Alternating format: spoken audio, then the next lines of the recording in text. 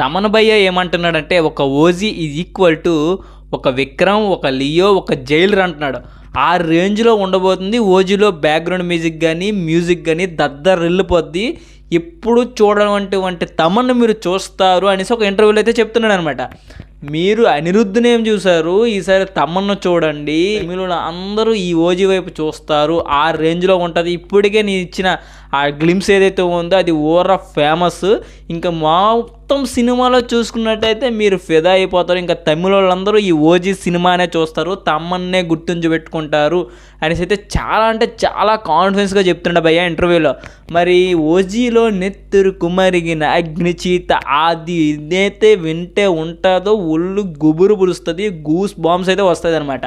అది కరెక్ట్గా పవన్ కళ్యాణ్ గారికి సెట్ అయింది. అలాంటి బీజిఎంలు చాలానే ఉన్నాయంట మన తమన్ దగ్గర. మరి ఓజీకి అయితే అవన్నీ ఇచ్చి పెట్టేస్తాడంట. మీరు తప్పకుండా విజువల్ మాత్రం తప్పకుండా వేస్తారనేసి అయితే చెప్తున్నాడు. మరి తమిళ వాళ్ళందరూ చూసే రోజు వస్తుందా ఓజీలో, లేకపోతే ఇది కూడా కాపీ టూన్